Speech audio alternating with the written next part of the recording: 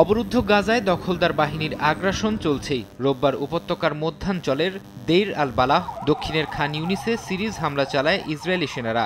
এতে অনেক ফিলিস্তিনি হতাহত হয়েছেন। বিমান ও ড্রোন হামলার পাশাপাশি নতুন করে বিভিন্ন এলাকায় স্থল অভিযান পরিচালনা করছে নেতানিয়াহু বাহিনী। রোববার নতুন প্রকাশিত এক ভিডিওতে ইসরায়েলি সেনাদের গাজার দক্ষিণাঞ্চলের রাফায় বাড়িঘরে ঢুকে তল্লাশি চালাতে দেখা যায়।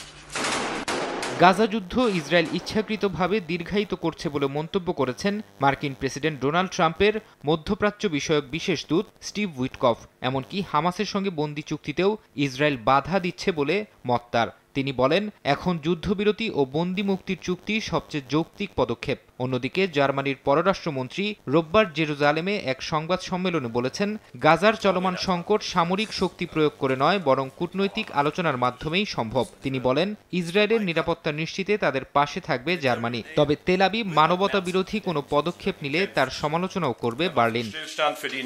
গাজায় যুদ্ধবিরতির বিষয়ে যুক্তরাষ্ট্রের সঙ্গে সরাসরি আলোচনা করছে হামাস। সেই প্রচেষ্টার অংশ হিসেবে মার্কিন ইসরায়েলি জিম্মি এডান আলেকজান্ডারকে মুক্তি দেয়া হবে বলে জানিয়েছে ফিলিস্তিনের স্বাধীনতাকামী সংগঠনটি। এক বিবৃতিতে হামাস জানায়, যুদ্ধবিরতি আলোচনা পুনরায় চালু এবং গাজা উপত্যকার বাসিন্দাদের কাছে সাহায্য ও ত্রাণ সরবরাহ পৌঁছানোর লক্ষ্যেই ওই জিম্মিকে মুক্তি দেয়া হবে।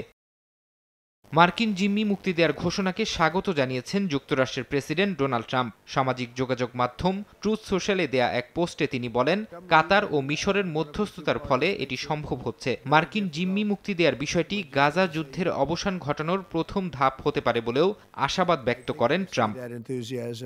ফারহাদ চৌধুরী, সময় সংবাদ।